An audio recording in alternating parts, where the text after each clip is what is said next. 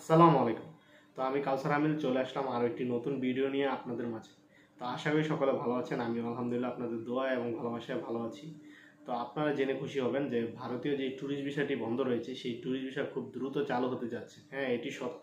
কারণ বাংলাদেশ থেকে প্রায় 5 জন প্রতিনিধি দল ভারতে গিয়েছে তার ট্যুরিস্ট ভিসার যে বিষয়টি সেই বিষয়টি নিয়ে আলোচনা করতে। আপনারা অনেকেই জানেন যে বাংলাদেশের সাথে ভারতের কিছু ঝামেলার কারণে আপনার ট্যুরিস্ট ভিসা সহ অন্যান্য কিছু ভিসা বন্ধ রয়েছে, কিন্তু বর্তমানে আপনার medical visa, student visa, entry visa এই ভিসাগুলো চালু রয়েছে। তো এই ট্যুরিস্ট ভিসাটিও যেন খুব দ্রুত চালু করা হয় সেই বিষয়ে আপনার বাংলাদেশ হাই কমিশন এবং ইন্ডিয়ান হাই কমিশনের মধ্যে একটি বৈঠক হবে। সেই বৈঠকের মধ্যে আশা করা যায় যে তারা ফেব্রুয়ারির দিকে আপনার ট্যুরিস্ট ভিসাটি চালু করবে।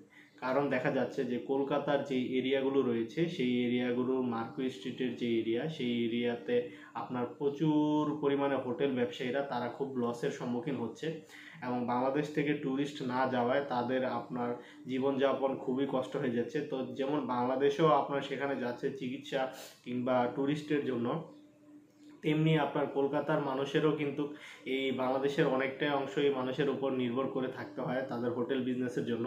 এই নিয়ে কিন্তু কলকাতায় মার্কুই স্ট্রিটের হোটেল ব্যবসায়ীরা অনেকবার আন্দোলনও করেছে যেন খুব দ্রুত ট্যুরিস্ট ভিসাটি চালু করে দেওয়া হয়। তো ভারতেরও যেরকম আপনার ক্ষতি হচ্ছে যে আপনার ট্যুরিস্ট ভিসা বন্ধ থাকায় বাংলাদেশেরও ঠিক সেমই পরিমাণ ক্ষতি হচ্ছে এবং মেডিকেল ভিসায় আপনার থাকলেও অ্যাপয়েন্টমেন্ট ডেটটি ঠিকমতো পাওয়া যাচ্ছে না। তো সেই বিষয়েও আপনার ডাক্তার যে ইন্ডিয়ান যে হসপিটালগুলো রয়েছে সেখানে দেখা যাচ্ছে যে বাংলাদেশি যেই রোগী সেই রোগীর সংখ্যা খুবই কম।